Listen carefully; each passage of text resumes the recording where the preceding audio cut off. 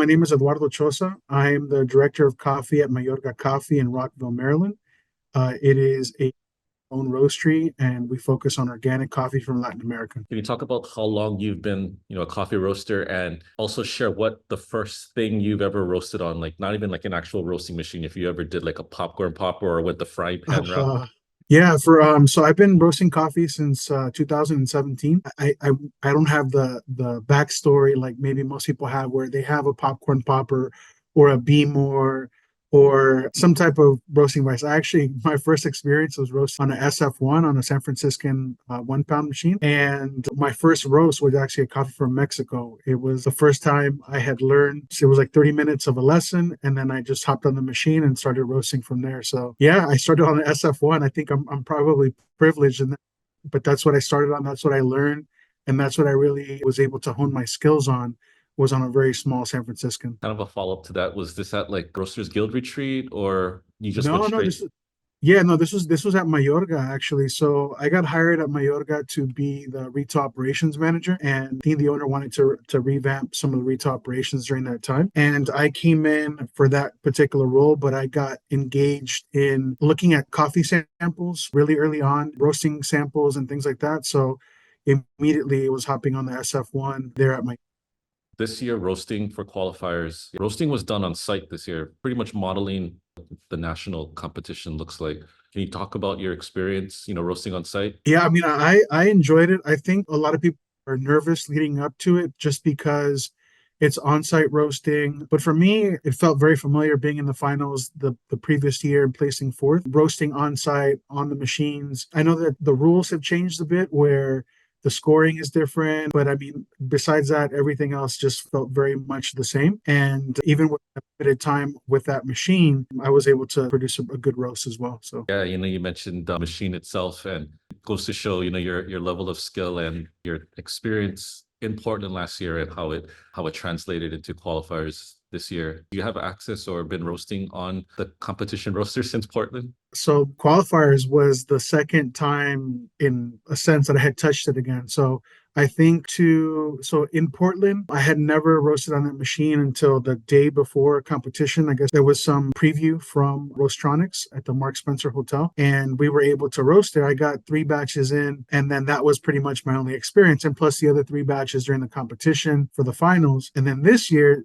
very similar story, but this time I showed up to the qualifiers, and just with my knowledge and the notes that I had before, I was able to apply that and do my 3 batches and call it a day. I'm trying to be really intentional about this year's finals. So I'm actually looking for other roasters in my local area that can assist me with their equipment. So I've identified a couple of people that have the stronghold. So I'm going to be intentional, not just show up and roast, make a wholehearted effort to place first. I always see your name, on the finals list and doing well in qualifiers. Like you said, you placed fourth in Houston. Can you talk about your experience with the competition coffee itself that worked on in Houston? Because Mayorga source a lot of coffee from Guatemala, and your experience with the Yeah, coffee. yeah. Basically, the coffee that we used for the competition was Guatemala. It was from Antigua, and I am familiar with coffee from that particular area. We have a partner that we work with that is located not too far from the Antigua region, so very similar conditions, very similar coffee. So I just applied whatever knowledge I knew as my base for my sample roast, and then from there I was able to make tweaks and adjustments based on what we tasted, based on what I cupped. I think whatever bean we've gotten, I typically apply whatever knowledge I have. For the qualifiers, it was Guatemala. For the finals last year, it was a Burundi. And the coffees have been really diverse. Previous competitions, we've had a coffee from Myanmar, we've had a coffee from Nicaragua. It's been really diverse and awesome. So it's good to see that there is a wide range for the competition. Ever since Portland ended last year, you mentioned you haven't touched, a stronghold since then. How have you kept the competition style of roasting and that skill set sharp since then? You know what? To be honest with you, it's just I feel like it lives within me, right?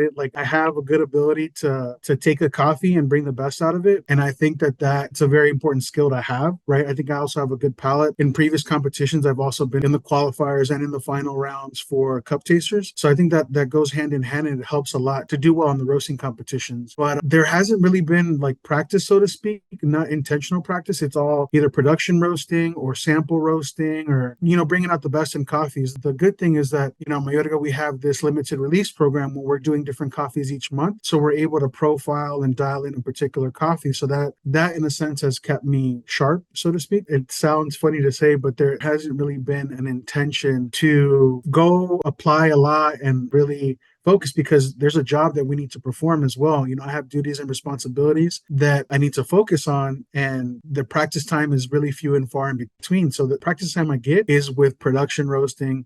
It's with quality cupping, the coffees that our roasters are roasting. I'm actually more involved in that aspect and that side of things than I am on a daily basis on a roaster at this point, but I'm very involved with the roasters that we have. Well, that's great insight. It's Portland. How has things changed for you, on an individual basis? You're competing and you're always making it past qualifiers to nationals. Are folks in your community like looking to you for advice in case they want to compete, or picking your brain, coaching, consulting, things like that? Honestly, when it comes to the community, the US community, I feel like it hasn't really been a huge impact besides my own peers, which are mostly other roasters of color. That's where we share information and we really exchange a lot of stuff. But I feel like the people that make a bigger deal about it are actually the communities in Latin America. I get to go to Latin America and speak at conferences as well. So there's been a lot of mentorship with other roasters in Latin America, whether that's El Salvador or Colombia, Guatemala. To me, that's the biggest impact that placing or competing has had. And also just, I think, inspiring others in a sense as well here in the local area. By local, I mean like here domestically in the US. I'm seeing a lot more roasters of color in competitions. I think the landscape has definitely changed as far as from when I first started competing to what it is now. And it's nice to see that dynamic.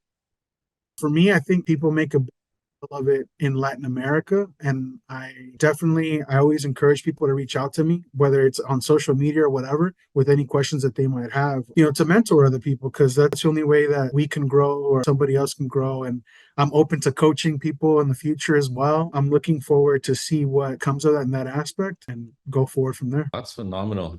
I just love that, utilizing your platform, but you also have the opportunity to travel and inspire others. That's amazing. Ever since you started competing, have you always had the opportunity to travel, to these growing countries and speak to them about, there's this whole competition, well, there's competitions in all these other countries too, but Yeah. in the United States as well? The good part is that Mayorga, we focus on relationships that are real. So we're definitely always at Origin throughout the year. So it's important for us to be there, to be present, to meet the needs of the partners that we have at Origin. And, I think I've been speaking at engagements in Origin, I think since about 2021, after the pandemic was over, died down a little bit, I should say. But I'm happy that those opportunities have been there to be able to talk to other people and to really grow a network of people that are dedicated to not only to coffee, but to people as well. Usually I ask this at the very last question, but since, we're kind of in this area right now, can you share what your most memorable experience has been thus far in your coffee career? To me, there's a lot of experiences that I've had. I think the most memorable tend to be the ones that involve the human aspect of things, whether that's helping somebody develop, like my team that I have, to working a relationship to source coffee from a particular place. So I think to me, the most impactful moments that I've had have been getting a coffee and building that relationship, sourcing the coffee, visiting the producers, and then roasting that coffee and sharing it with everybody else. I think that has been super special in that sense. And I'm really grateful to be able to have those opportunities. But anything that has human touch points, I feel like that is the things that are very memorable to me. And I hope to continue to have those experiences as well. That's terrific. Now looking forward to Chicago, you mentioned you're going to be seeking out folks who have stronghold and get some practice time and, being very intentional, your plan. But once you're there, what are you looking most forward to when you get to Chicago? To be honest with you, I feel like Chicago will feel easier in a sense, just because the qualifiers had a lot of stacked talent.